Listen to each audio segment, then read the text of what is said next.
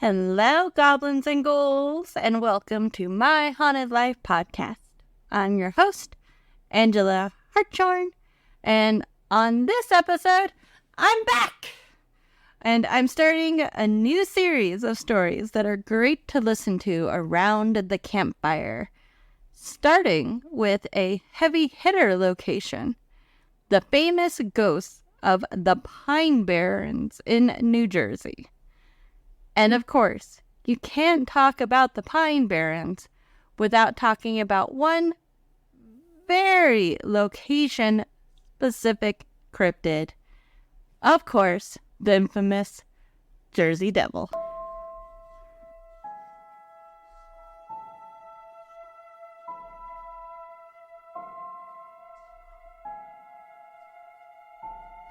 Hello, my spooky babes. Oh my god, have I missed you? How are you? I hope you are feeling amazing because you are amazing. I don't know about y'all, but this summer has been a weird one for me, so I'm definitely looking forward to fall. But yeah, babes, I have missed doing the podcast so much. It feels very, very strange not doing it every week. But it's weird. It's also weird. But yeah, and then I miss you guys. I got to run into a lot of you at Midsummer Scream, which was really freaking cool. I was surprised by that. We have our friends from Homespun Haints coming. I'm going to be on their podcast, so that's pretty cool. Making friends, podcast friends. Anyways, I missed y'all so much. It's not even funny. Also, get this. Happy 3rd birthday to the podcast. I can't believe it's been 3 years. The very first episode came out July 30th, 2020. And that's just so insane to me. My little COVID project to give me an excuse to get, outside my brain with the world ending. And I'm still going. And there's almost 100 episodes. There's maybe more. I should really fix the numbers and make sure about that, because that seems like a big milestone too.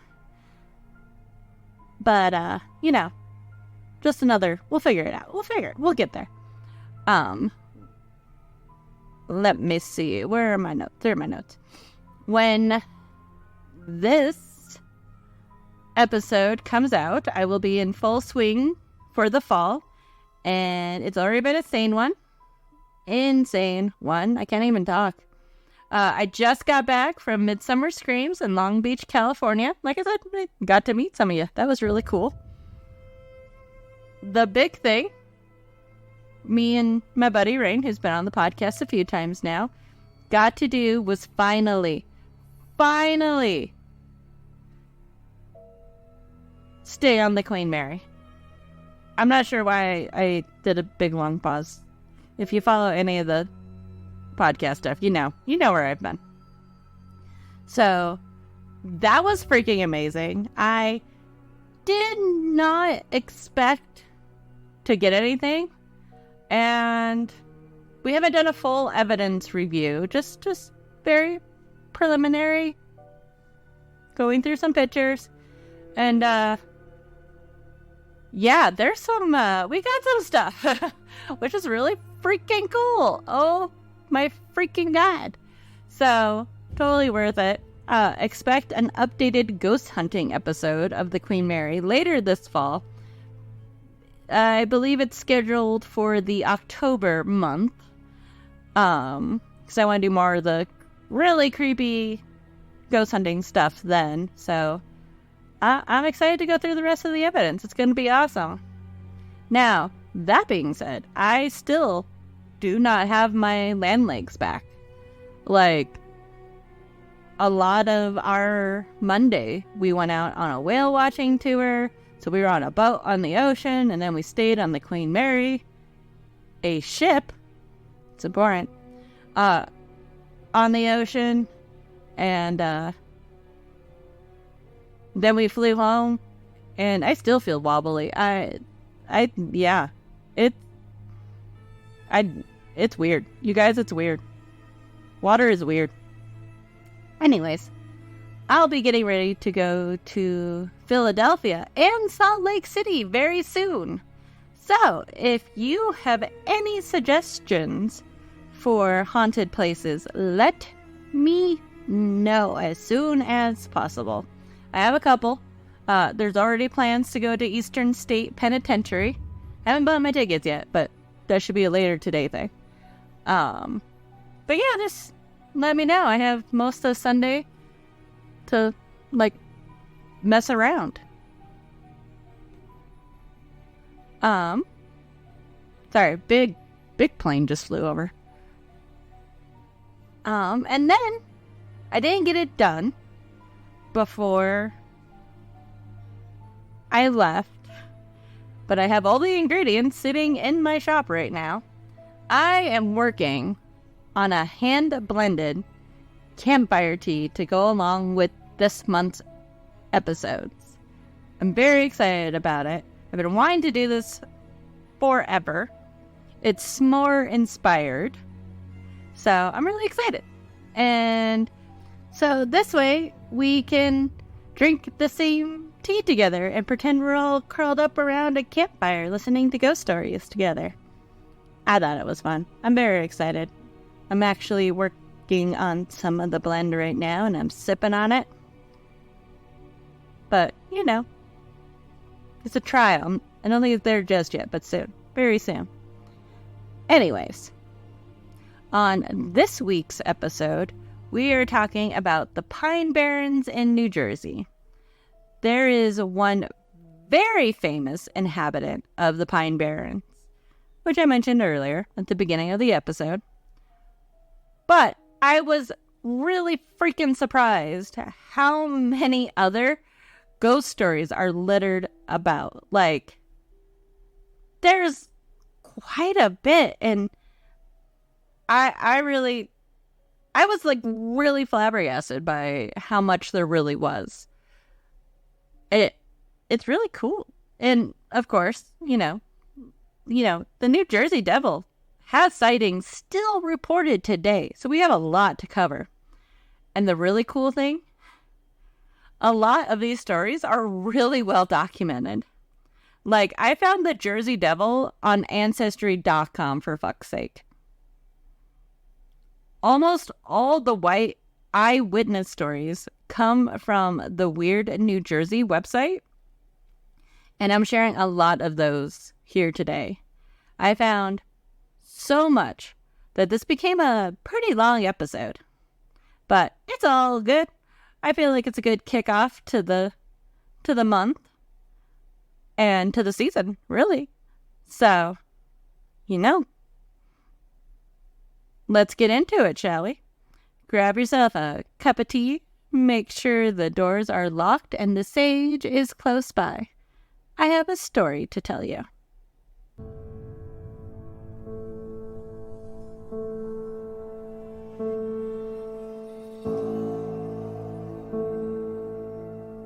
This has haunted me since it happened in 1972. I was a senior at what was then Glassboro State College. I had heard about the Jersey Devil when I came to South Jersey, but being from North Jersey, a different world, I thought I was far too sophisticated to believe in such humbuggery. One winter night, I was driving to Glassboro from Blackwood on Green Tree Road. At the same time, the road was flanked by orchards and farms. There were few houses and there was hardly any development. I was completely sober and awake when I caught a glimpse of something in my rearview mirror. Curious as to what it could have been, I slowed down to take a gander. It was dark out, but moonlit enough that I had no trouble at all discerning the upright figure of a creature crossing the road from one side to the other, roughly 25 feet behind my car. The figure stood taller than a man by far and had thick haunches similar to a goat's, supporting its nearly human-looking torso with huge woolly head. It moved heavily and didn't seem at all disturbed by my being there. I didn't linger long enough to see much more. I hit the gas and flew out to the mansion park apartments in the borough. So petrified was I that I slept the rest of the night in the car, unwilling to get out into the same darkness that had introduced me to the Jersey Devil. Never again from that day have I ridden on Green Tree Road, day or night, that I haven't gotten the heebie-jeebies just thinking about that one winter night so long ago. Mary Ritzer Christensen from the Weird New Jersey website.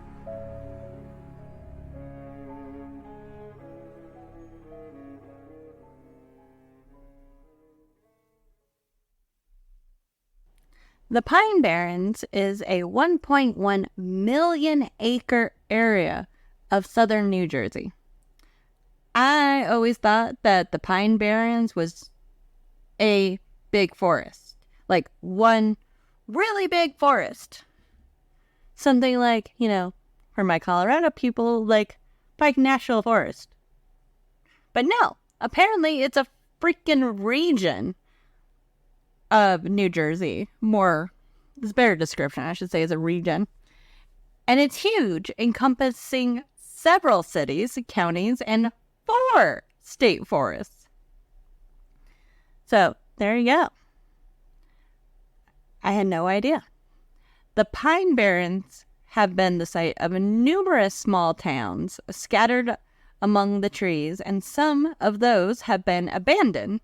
You can stumble across these random ghost towns and abandoned mills still to this day. Which is like really cool, some of these pictures. And it's like, oh, that doesn't help with the creep factor. Yeah. Anyways, it's not, where am I? If that's not ominous enough, the environment is not exactly inviting. It's heavily forested, covered with sandy, acidic, nutrient-poor soil, so the pine trees only grow to like half the size they should be, and they always look sickly, giving the area a very ominous look, like weird gnarled trees that you would see in a fairy tale. These are the rare pygmy pitch pines.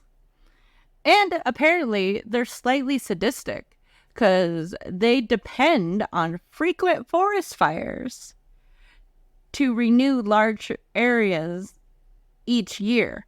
So like they need part of them to burn away so they can grow more because they can't really do much.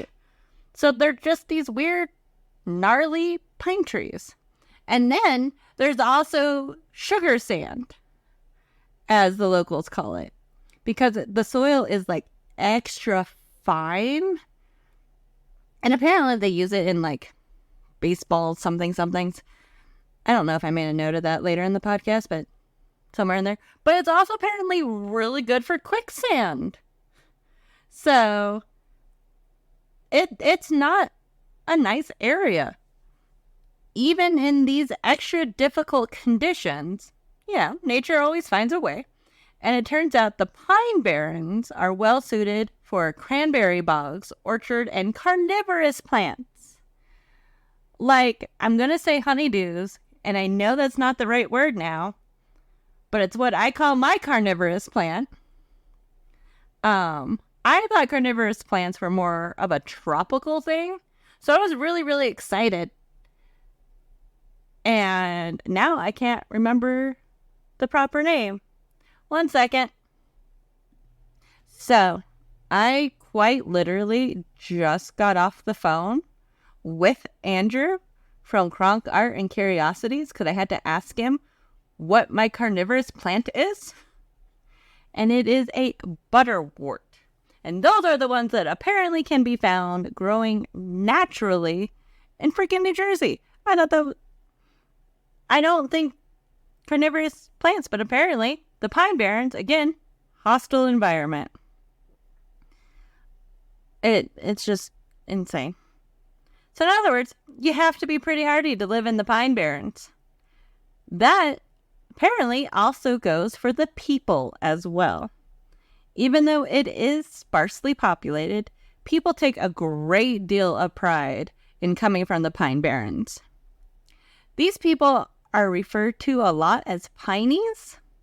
Now, before you go around using that, or before I get emails, very ignorant here, I have read in some places that it can be a derogatory term, so I apologize in advance, because some of the eyewitness accounts later use the term.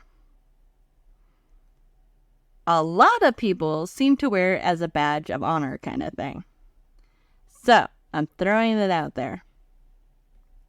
I feel like from what I was reading, it's almost like an Appalachian vibe. So, maybe I won't use Pineys later. The Pinelands, those kind of things. Tea break. All right. One story that is very popular among the people of the Pine Lands, another term, is the story of John Bacon. He was a loyalist guerrilla who massacred 19 men in the Continental Army in their sleep and was then captured in the Pine Barrens in what is considered the last battle of the Revolutionary War. He was captured in the Cedar Bridge Tavern, which is believed to be the oldest intact bar in the United States. I thought that was interesting. I don't know if that's factual, but I'm going with it. That's what all the articles said. This story I found on almost every website I read about the Pine Barrens. I think because it's such a horrific story and a little claim to fame, you know? But, like, literally, this story came up everywhere. Now, John Bacon, surprisingly, doesn't haunt the Cedar Bridge Tavern, or anywhere in the Pine Barrens, in fact. It's just a really gruesome story. But, man, the websites love this story. That being said, the tavern is said to be haunted by the spirit of John Wildermuth.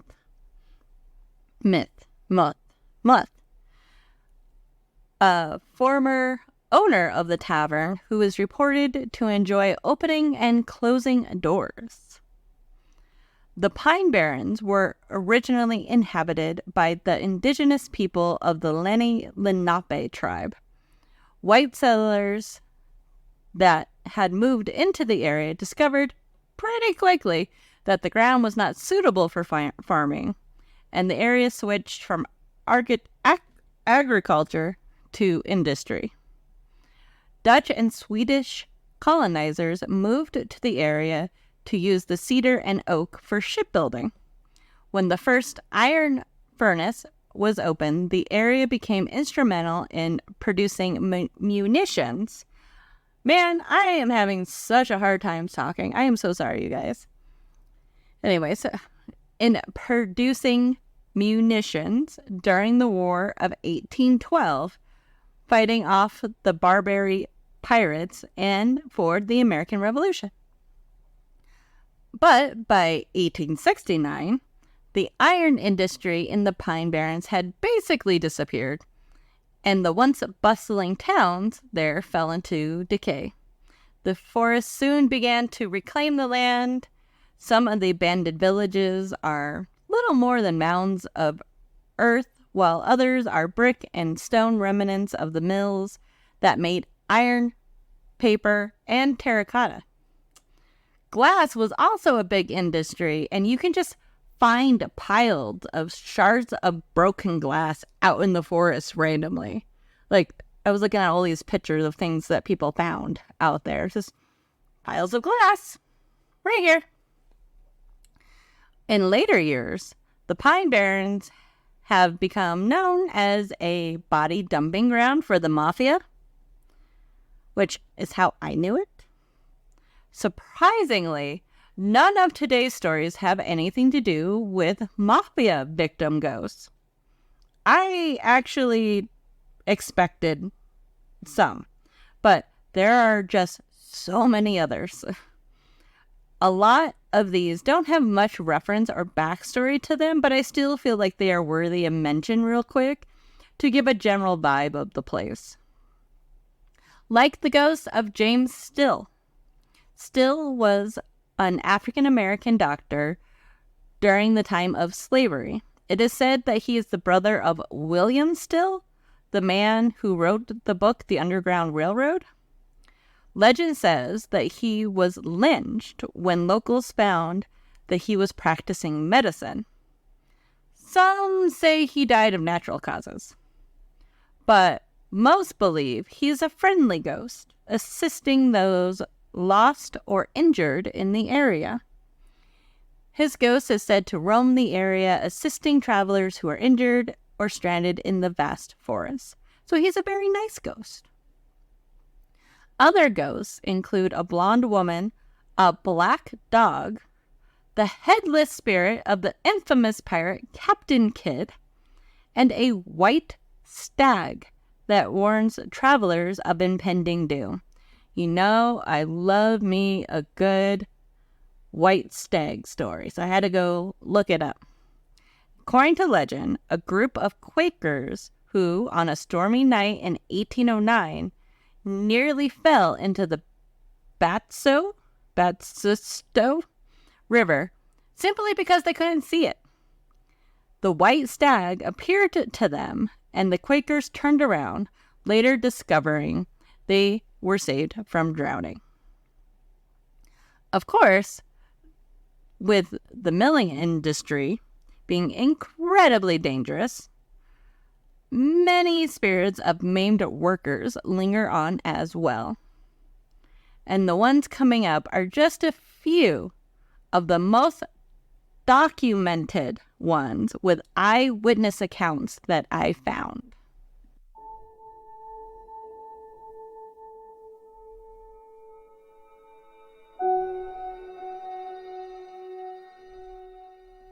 The ghost of a small boy is said to haunt the Atco area off of Burnt Mill Road, a road that was never finished. It branches off a road that connects with RT-30. This road runs about 2 miles before it ends in the Pine Barrens.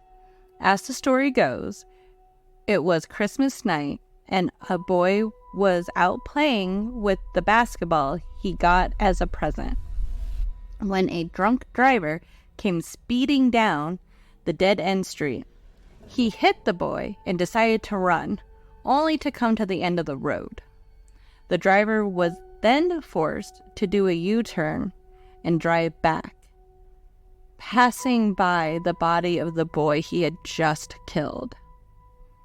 The boy, the poor victim of a hit and run, is said to roam the street, sometimes seen playing ball, other times appearing to be searching for his killer.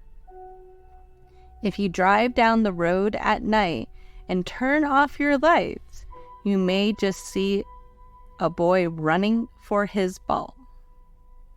Here are a few eyewitness testimonies on the Weird New Jersey website.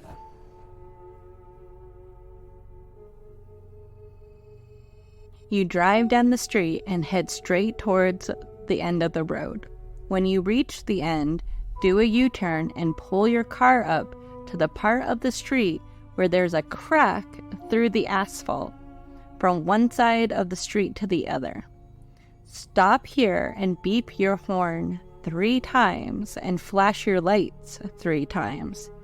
Then sit in darkness for a bit. You will see the figure of a boy begin to cross the street, dribbling a basketball, almost in slow motion. Anthony Dooley. The most common way to see the ghost is to drive this haunted road in the middle of the night, park on one side, kill the engines, kill the lights, and get out of the car. You then walk away from the spot where the ghost appears, and after 20 feet, turn around. You will then see the spectral form of a little boy walking towards you. Manning L. Cruel. Ghost Boy searches for those who killed him. I used to row for my college cruise team in South Jersey. On one practice, another teammate told me this tale. He was describing a ghost he saw in Atco. He said that the ghost was the victim of a hit and run on Burnt Mill Road. And if you park at the end of the road with the engine and lights off, the ghost would appear and look the car over to see if it's the same one that killed him. Scott Kavarsky.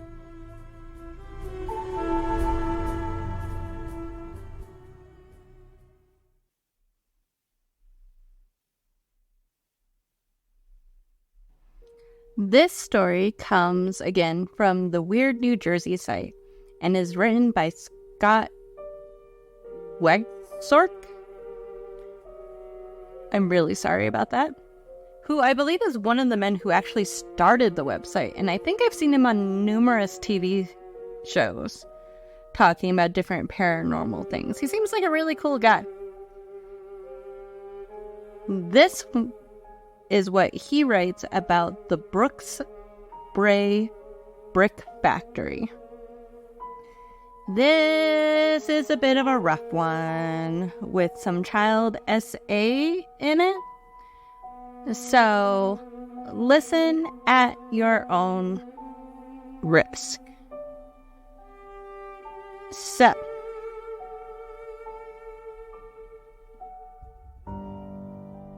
the New Jersey Pine Barrens can be frightful at night, whether from their eerie darkness and solitude or from the disembodied souls said to be haunting them. Rising from the desolate forest floor in a place called Pasadena are the ruins of the failed Brooks Bray Brick Company factory, also known as the Pasadena Terracotta Ruins. It was the scene of two mysterious and tragic deaths. According to local legend, the ruins are cursed and haunted by the ghost of those claimed by the fire. Two spectral forms can be found at the scene of their demise, unaware of their passing from an earthly existence. During my research of the factory, I happened to uncover this amazing little legend. I was no stranger to the ruined factory, and so my interest was piqued regarding the validity of a haunting at Pasadena. My research found that indeed 2 individuals had perished at the factory, but it also revealed a bit of a mystery. Another part of the legend claimed the 2 were actually victims of robbery and murder at the hands of some drifter, and that the fire was set to cover the crimes. I decided a deeper investigation of the matter was warranted. What I found was that the tragedy took place in 1915, and that the victims were named Jonas and Catherine. They were Polish immigrants who were staying in the house owned by the Brooks Bray Company. The factory had been inactive for several years, and Jonas was hired as a factory caretaker. However, he did not always stay in Pasadena, but at his home in Philadelphia. The couple moved out to Pasadena in the late summer of 1915 in order to safeguard the factory against vandalism and foul play. Several days before they arrived, there was a strike involving a number of immigrant railway workers. The factory had been the staging ground for a group of strikers to collect and impede the commerce along an adjacent branch of the New Jersey Central Railroad. However, due to the prejudices of the time, the Italian immigrants were disliked and feared by the locals. Railroad management had tried unsuccessfully to resolve the situation through arbitration, and so the owners of the Brooksbury factory sent Jonas. That particular night, however, was uncharacteristically bitterly cold. The couple, in their mid-60s, set a fire in their stove and headed to bed. However, they never woke up. During the night, the house burned to the ground. The charred ruins were found the next morning when workers arriving to work at the nearby cranberry bog noticed a plume of smoke rising into the sky.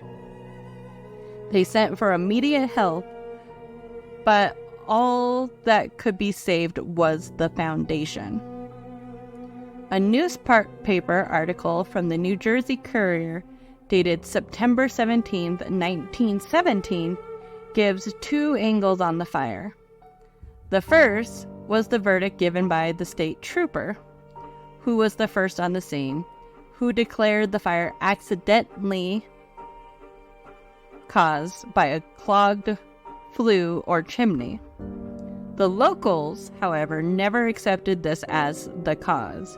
Instead, they blamed the tragedy on the immigrant railroad workers, and allegations flew regarding foul play and robbery on part of some nefarious strikers. It was believed that Jonas and Catherine possessed a good quantity of money, and since the money was never found during the initial police investigation, it was surmised that they were robbed, murdered, and burned to cover the crime. The police, after a second investigation, insisted that the fire was accidental and held to their interpretation of a clogged flue or chimney.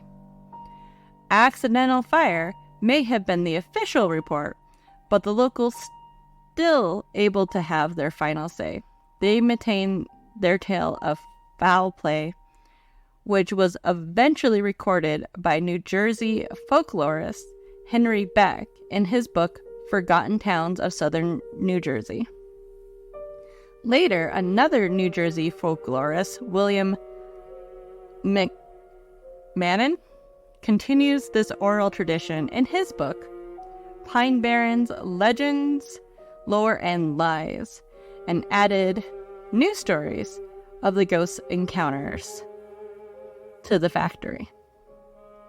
So, what really happened that night in 1915? No one will ever really know. The official death certificates on file at the Ocean County Surrogate's office hold to asphyxiation as the cause of death, but the locals are firm in their belief of murder and robbery. So the mystery goes and probably will remain unsolved. Perhaps the answer is somewhere out there. Perhaps the truth simply died with Jonas and Catherine. Perhaps their ghosts hold the key to to unlock the mystery. Whatever the case, it is an intriguing ghostly mystery in New Jersey's past. And this next story is the one with the child SA, so skip ahead a few minutes if you need to. Foul play at Brookspray. It had been in operation only briefly before the death of the owner created a complicated legal situation which left the plant idle. Years went by, and then on October 16th, 1917, things went horribly wrong. An Austrian immigrant named Gildo Palazzano was serving as watchman for the facility. He had befriended 12-year-old Hannah Chatton, who lived with her parents nearby, and she had gone to his simple cabin that morning to help him paper the walls. Later, Hannah's father and brother saw flames coming from the cabin and rushed there, only to observe the bodies of Hannah and Palazzino laying together on a cot in the midst of a fire. According to contemporary newspaper accounts, the police supposition is that the man attacked the child and then, realizing the enormity of his crime, had killed her, set fire to the shack, and then committed suicide.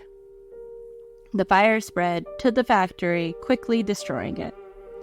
The local coroner, who was himself charged with murdering his wife in 1905, was not able to determine the cause of death, and exactly what happened that fateful morning will never be determined. Rick F. From the Weird New Jersey site.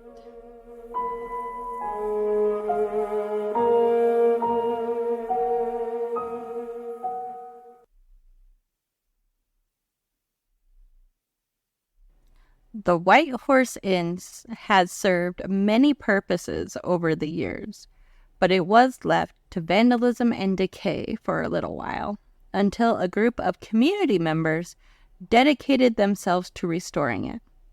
And, with any good renovation project, paranormal experiences started happening soon thereafter.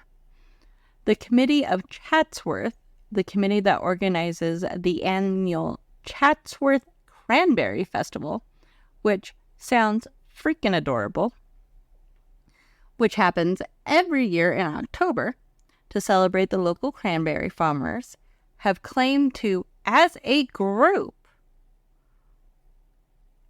have heard a small child laughing in the building, even though no child was present. Other weird things have happened, like once the window at the top of the building was dislodged. Just the window, dislodged. And no one can explain how. I thought that was weird, because to me, you could look at it and be like, oh, decaying building, something fell out, or, teenagers. No, they couldn't explain it. Just out. Probably the most cited story with the White Horse Inn is that of a police officer alone in the building heard footsteps, even though the building's alarm system was never set off. He refuses to ever return. I always like the stories where police or firefighters or EMTs experience something and they just, nope out of the situation.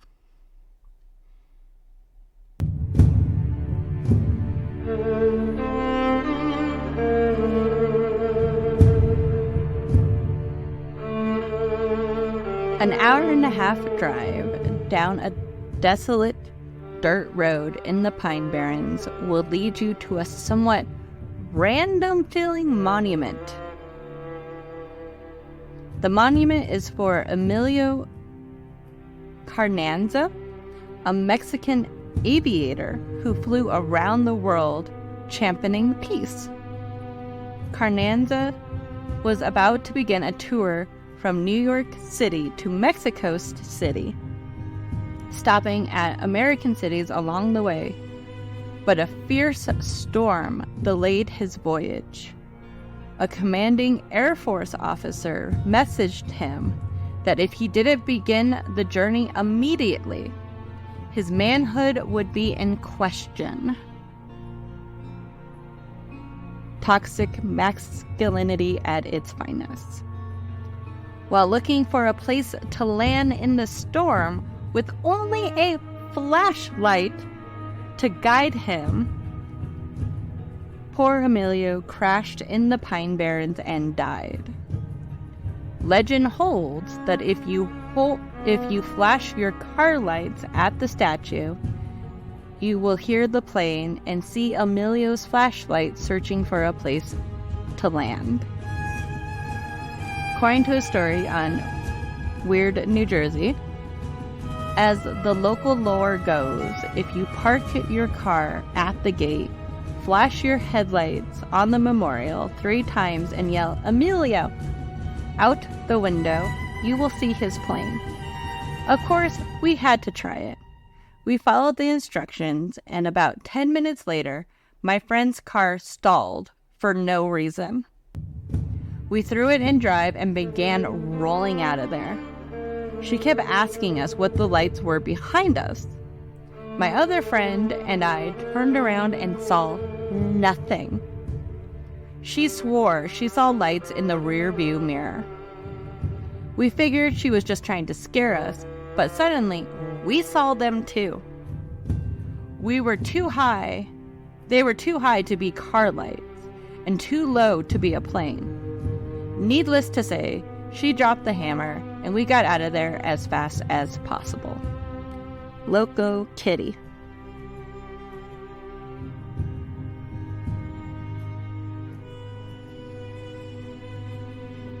Even though these stories are creepy and spooky, definitely are, they don't hold a candle to the next resident of the Pine Barrens in the amount of sightings, history, and, let's be honest, downright terrifying origin story.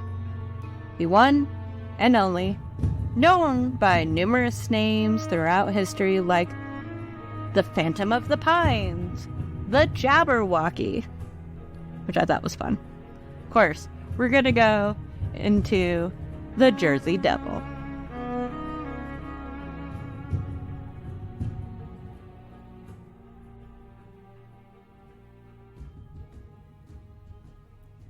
The New Jersey Devil is probably the most famous paranormal Pine Barrens resident.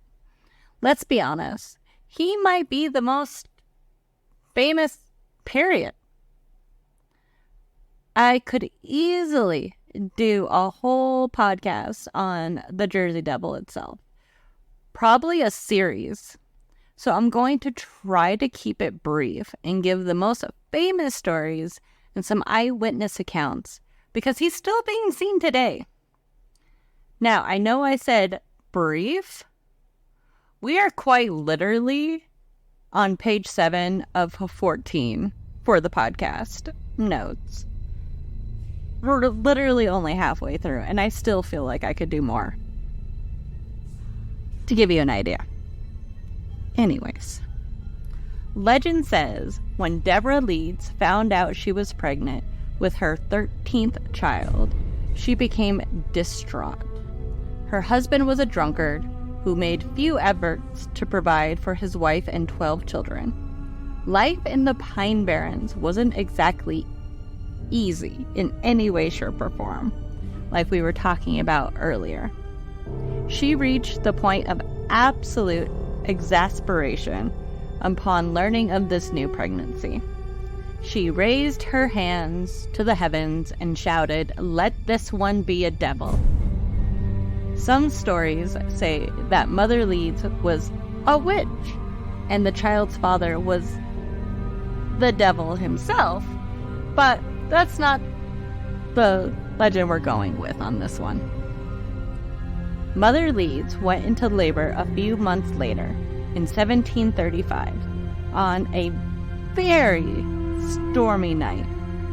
Her children and husband huddled together in one room of their Leeds Point home, while local midwives gathered to deliver the baby in another. By all accounts, the birth went routinely, and the 13th Leeds child was seemingly a healthy, normal baby boy. Within minutes, however, the baby started to change and morph right before her eyes and the eyes of the midwives. Within minutes, it transformed from a beautiful newborn baby into a hideous creature unlike anything the world had ever seen. The wailing infant began growing at an incredible rate. It sprouted horns from the top of its head and had become horse-like, like its head grew in length. Talon-like claws tore through the tips of its fingers, and hooves formed on its feet. It grew a forked tail. Leathery bat wings unfurled from its back, and hair and feathers sprouted all over the child's body. Its eyes began glowing a bright red as they grew larger in the monster's gnarled and snarling face. The creature savagely attacked its own mother, killing her, then turned its attention to the rest of the horrified onlookers who witnessed its tumultuous transformation. It flew at them, clawing and biting, screaming this blood-curdling scream. It tore the midwives limb from limb, maiming some and killing others. The monster then knocked down the door to the next room, where its fathers and siblings cowered in fear, and attacked all of them, killing as many as it could. Those who survived to tell the tale then watched in horror as the rotten beast sprinted to the chimney and flew up it, destroying it on the way and leaving a pile of rubble in its wake. The creature then made its escape into the darkness and desolation of the Pine Barrens, where it has lived ever since. To this day, the creature, known varyingly as the Leeds Devil and the New Jersey Devil, claims the Pines as its own and terrorizes anyone who is unfortunate enough to encounter it.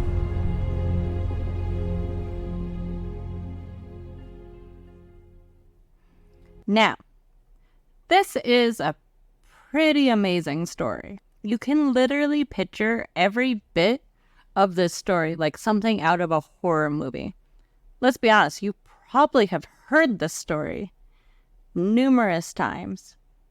Each story has a little bit of a difference here and there, but for the most part, it's the same story. And the thing is, there are some aspects to this story that are true. Leeds is the name of one of New Jersey's earliest settlers, and many descendants of the Leeds family can still be found throughout New Jersey to this day. In fact, you can find these particular Leeds on Ancestry. Like, you can find Deborah, the mom. Like, real life Mother Leeds and her 13 children. Completely serious.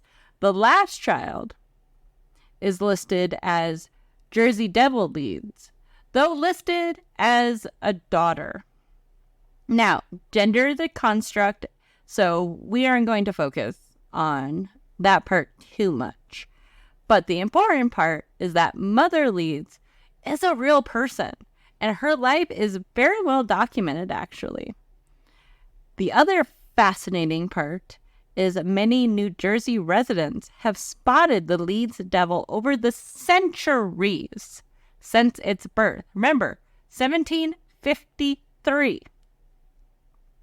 My state wasn't even a state yet, for God's sakes. And there was Jersey Devil sightings. The Jersey Devil has been spotted throughout the Pine Barrens region, frightening local residents and many of those brave enough to go into the dark forests and swampy bogs, making the screams are the big thing and the most reported type of encounter of the Jersey Devil. There have been domesticated animals found slaughtered in these areas, attributed to the Phantom of the Pines. Over the years, the legend of the Leeds Devil grew, occasionally even overstepping the boundaries of its rural pine barrens to haunt and terrorize local towns and cities. And these stories, again, are very well documented and continue to this day. It's absolutely fascinating. One of the most famous historical sightings of the Jersey Devil, which I don't know how I didn't put this together at the time, was that of Joseph Bonaparte, the older brother of Napoleon. You know, that guy. He was who, after his younger brother made him king of Spain, he sort of kind of lost Spain. And when he was unsuccessful in defending Spain against England, the Peninsular Wars, he was forced to abdicate his throne in 1813. Following Napoleon's defeat, he went into exile in America. Joseph purchased 800 acres at Bordertown, New Jersey, because it was between the two great seaports of New York and Philadelphia. From this place, he could obtain the latest news from France and Spain. Joseph built himself a lovely mansion with beautiful landscaped grounds, plenty of parkland. He entertained many of the great men of his day, including John Adams and the Marquis of Lafayette and Daniel Webster. He led a very glamorous social life, throwing marvelous parties with mountains of food and many guests. The Americans were very impressed. He was pretty content living with all of his riches, fabulous paintings, and a library. He had this huge library just out in the Pine Barrens.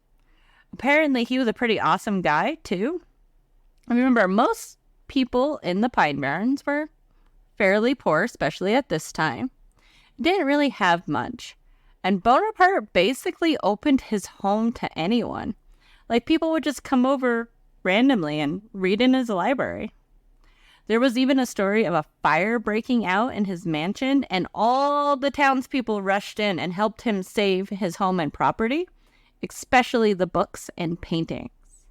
And one of the big things that everybody made a big deal out of was that not one thing went missing. I thought that was cool, even though it has a little bit of a dig at the Pine people there. But it's cool. Anyway, he claimed to have witnessed the Jersey Devil on his Bordentown estate. One snowy afternoon, the ex-king of Spain was hunting alone in the woods near his house when he spotted some strange tracks on the ground. They looked like the tracks of a 2-footed donkey. Bonaparte noticed that one foot was slightly larger than the other. The tracks ended abruptly, as if the creature had flown away. He stared at the tracks for a moment, trying to figure out what the strange animal might be. At that moment, Bonaparte heard a strange hissing noise. Turning, he found himself face to face with a large winged creature with a horse-like head and bird-like legs. Astonished and frightened, he froze and stared at the beast, forgetting he was carrying a rifle. For a moment, neither of them moved. Then the creature hissed at him, beat its wings, and flew away. When he reported the incident to a friend later that day, Bonaparte was told that he had seen the famous Jersey Devil, who had haunted the Pine Barrens since his birth, that big stormy night in 1735. Bonaparte was impressed by the story of the Jersey Devil and thereafter kept a lookout for the fabulous creature whenever he was hunting. So just imagine this rich guy who was literally king of Spain at one point. Your brother is out taking over the world until everything falls apart. You move to the middle of nowhere to get away from everything.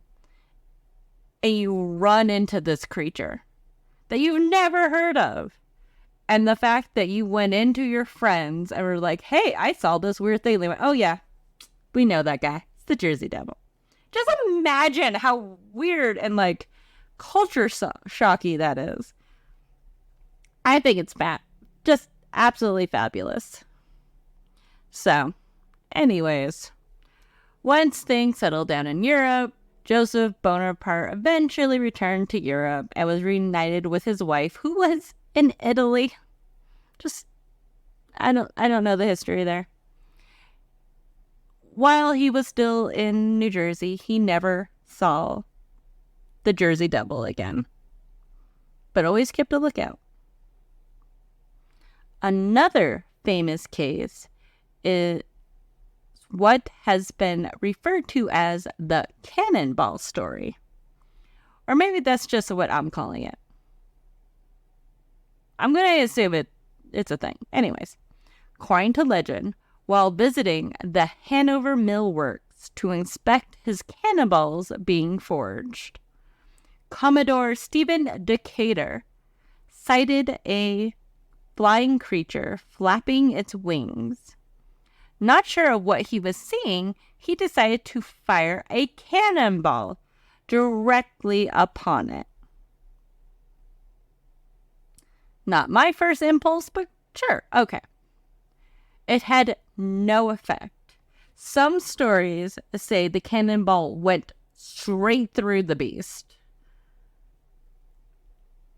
with no effect. And the creature just simply flew away. But he wrote about this in letters, and it's published. And more documented instances occurred. Probably the most infamous of these instances occurred during the week of January 16th through the 23rd, 1909. A week. Early in the week, reports started emerging from all across the Delaware Valley that strange tracks were being seen in the snow. The mysterious footprints went over and under fences, through fields and backyards, and across rooftops and houses. They were even being reported in large cities of Camden and Philadelphia. Panic began to immediately spread, and posses were formed in more than one town. Fear and intrigue grew even greater when it was reported that bloodhounds refused to follow the unidentified creature's trail in Hampton. Schools closed or suffered low attendance throughout lower New Jersey and in Philadelphia. Mills in the Pine Barrens were forced to close while workers refused to leave their homes and travel through the woods to get to their jobs.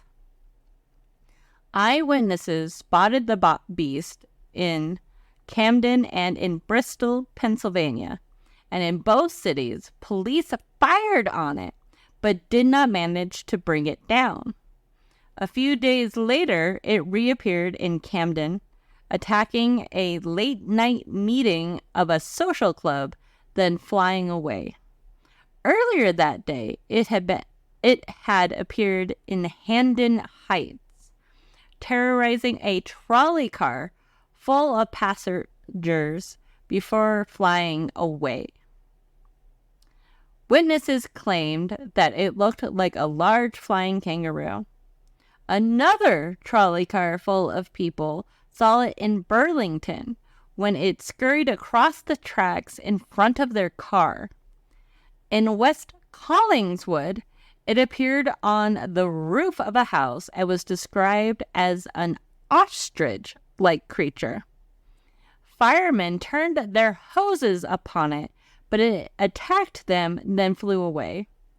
The entire week, people reported that their livestock, particularly chickens, were being slaughtered. This was the most widespread in the towns of Bridgerton and Millville. So just imagine the panic that is happening. This is a whole week of sightings, and they're big sightings with numerous people seeing this thing together at one time, and then like later that day they see it again, a large group of people. That's so rare. The beast reappeared later in the week in Camden, where a local woman found the beast attempting to eat her dog. She hit it with a broomstick and it flew away. During the same year, the merchants around Camden offered a $10,000 reward for the capture of the Jersey Devil, even offering to build a private zoo to house the creature if captured. This surge of sightings was never repeated. Well, at least not yet. But sightings have continued through history. In 1840, the devil was blamed for several livestock killings. Similar attacks were reported in 1841, accompanied by tracks and screams. All of those screams. Claims of a corpse, another corpse, matching the Leeds devil's description arose in Greenwich in December 1925.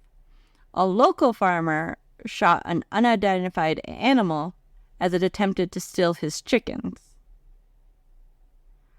Afterward, he claimed that none of the 100 people he showed it to could identify it.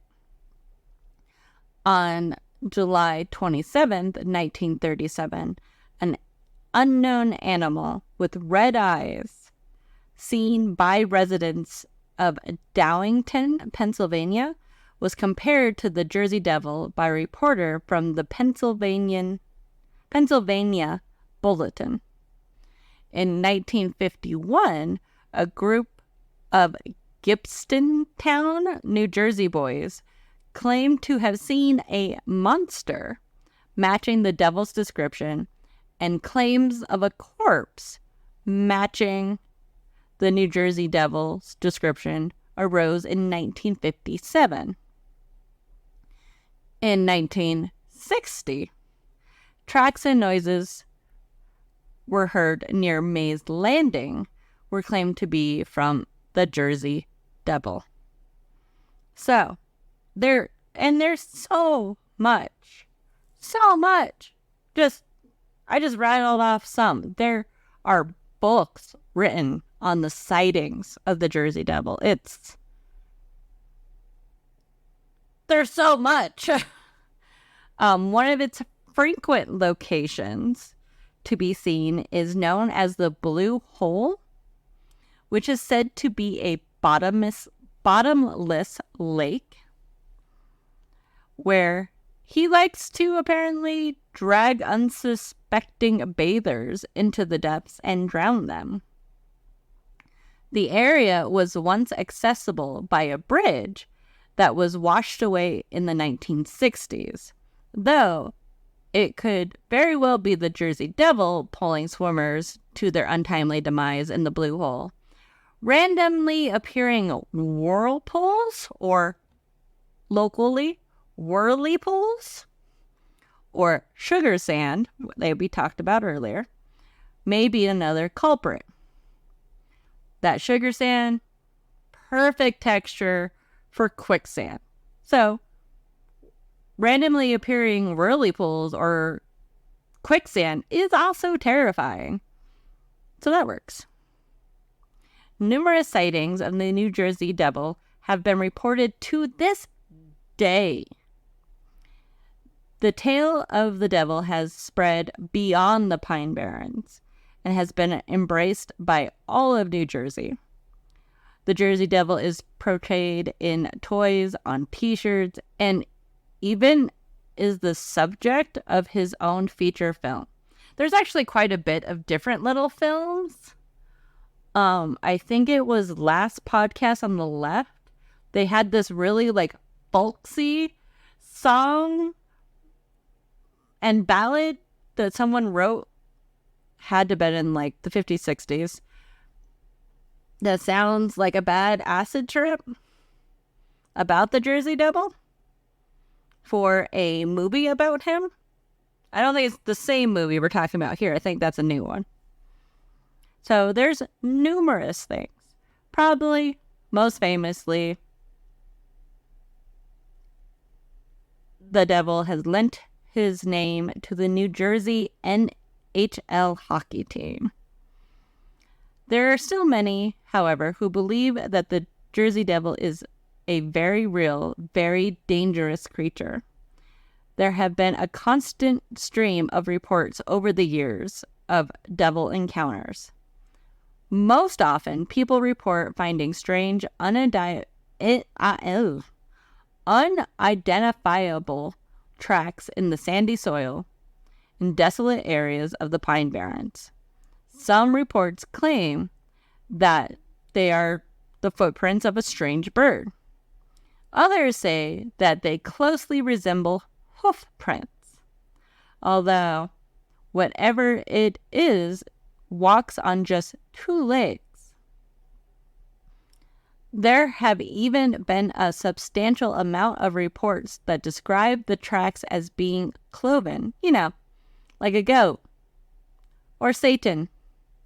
While less frequent, there are still occasional reports of people who see more than just tracks and catch a glimpse of the devil himself. He is most commonly described as having the body of a kangaroo, the head of a dog, and the face of a horse, large leathery wings, antlers similar to those of a devil sometimes, and a forked reptilian tail and intimidating claws. But probably the most reported are the blood-curdling screams that could be heard echoing throughout the Pine Barrens. And now I have a couple more eyewitness accounts for you from the Weird New Jersey website.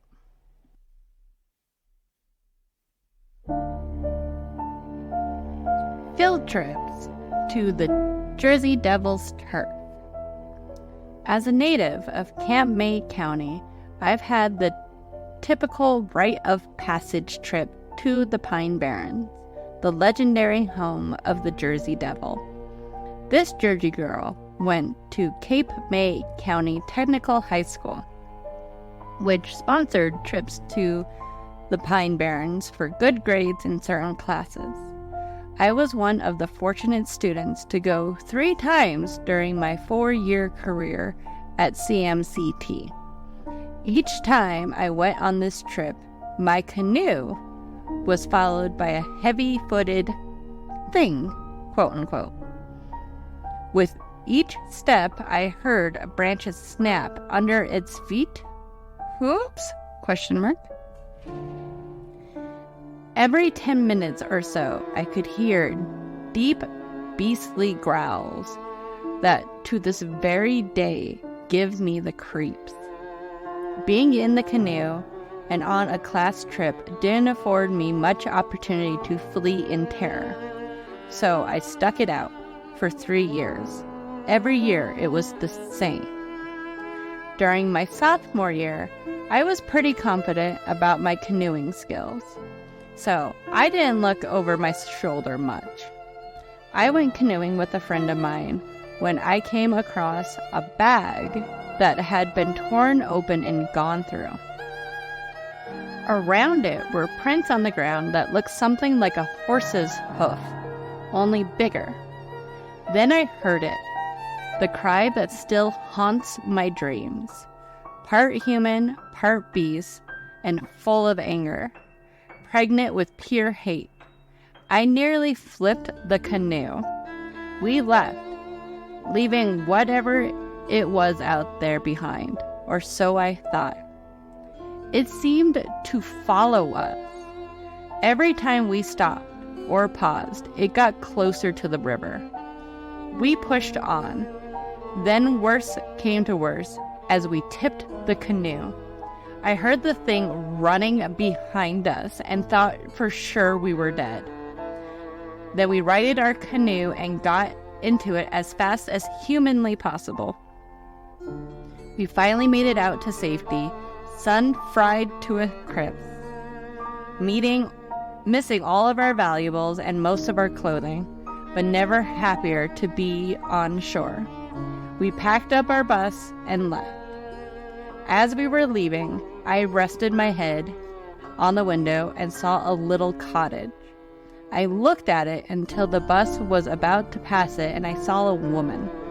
She looked back at me, and I could see her skin was torn and bleeding. After the bus passed, she vanished. Scared me so badly I wouldn't go into the woods for a year. Kelly. The Jersey Devil makes headlines. According to the Ashbury Park Press of October 1988, a man who lived in Howell Township encountered the devil in 1981. He described the creature as having a furry body, huge feet with 3 toes on each one, large teeth, and stood about 6 feet tall. Alan McFarlane, chief ranger of the Wharton State Forest for over 20 years, relates a story that happened in 1980. He had gone to a farmer's house near Jenkins, where he came upon 4 pigs that were laying dead close to their pen. The back of their heads had been eaten out, and there were scratches all over their bodies. There were no tracks or blood on the ground. The ranger had no explanation of what had happened. Camping with the Jersey Devil. In the late 1980s, a couple of friends and I took a camping trip to the Pine Barrens. I was unaware that we were headed to the home of the Jersey Devil. We headed out on our bikes and did our share of partying that night. The next day, while everyone was asleep, 3 of us decided to hit the trails a bit earlier than usual. We were about 100 yards away in the woods when my bike stalled out. I looked and found that my friends had stalled out also. At first, I thought it had something to do with the terrain, or maybe something to do with the nearby power plants. 50 feet away from each other, we tried to start up our bikes. Then suddenly, from the woods, we heard the most horrible, piercing scream. It sounded inhuman, like something being tortured. Once back at camp, they asked us if we had heard screams earlier. They had heard them too, 4 miles away. That night, we headed into the local town because we ran out of booze.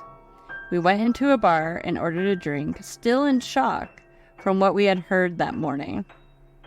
The bartender asked, "Hey kid, would you see a ghost or something?" After I told him the story, he smiled and said, "It looks like you met our little friend." He then asked us to come out back. He showed us a tin garbage can that was shredded to bits. It looked like the shreds were made of something with 3 claws. I have never returned to the Pine Barrens since, and I do not plan to go back. Frank T.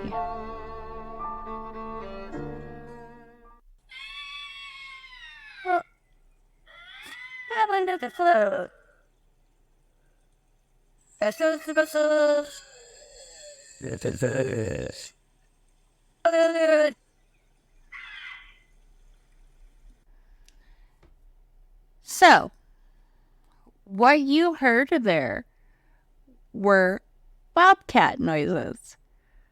One of the most common explanation for some of those blood-curdling screams you heard. But, I don't know.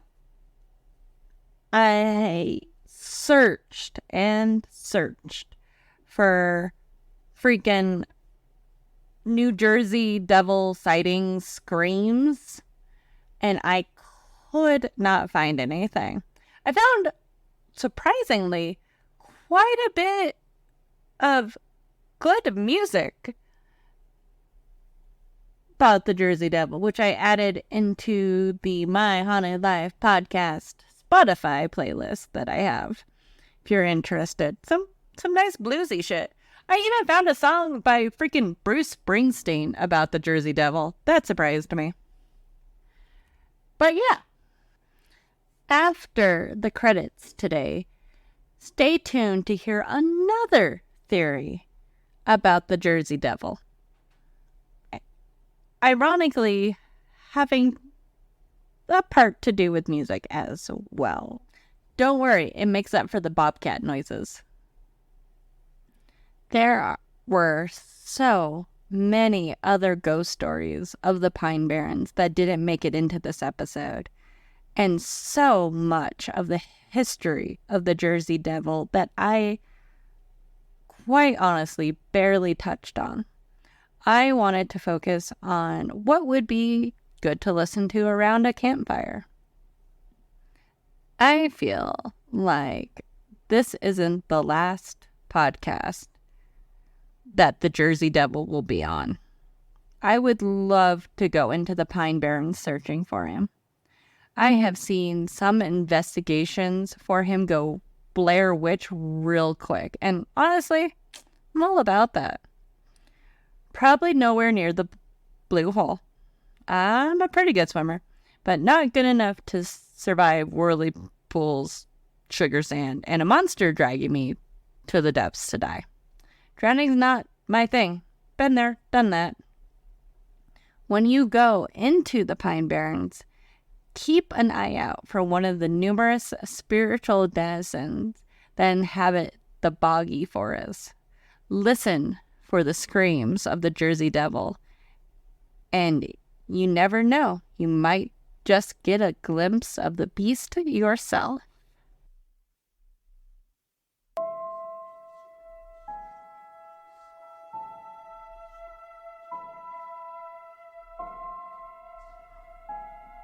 Thank you to everyone out there listening today.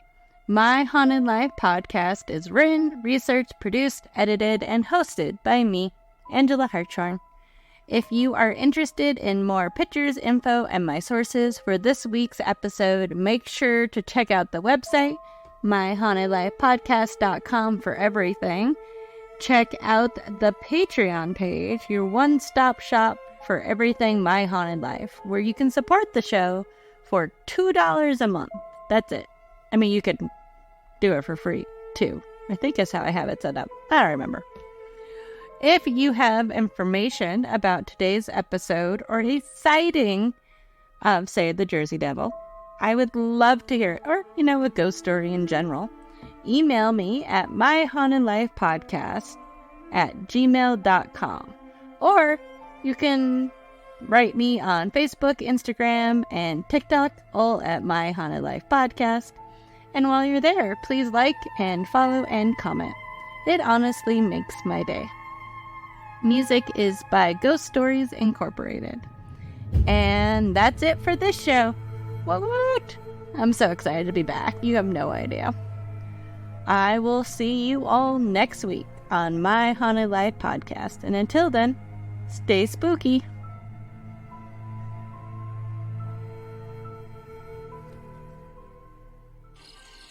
And the other two guys, they hear the screech in the woods, so they hightailing out of there. But they never found the third guy. Because you know who got him? The Jersey Devil. Hey, Mr. Rinaldi, guess what? What? I don't believe the Jersey Devil is even real. Alrighty then. I guess it's not my fault if he comes and eats ya. Okay, well, if he's so real, then what does he look like? He's got dragon wings and a half goat horse face with a chin-strapped beard like an Amish. And he's got hooves and horns and two low-hanging balls and with a button cock on top. Fantastic. And he creeps through the Pine Barrens looking for little kids who don't believe in him. And he goes, everyone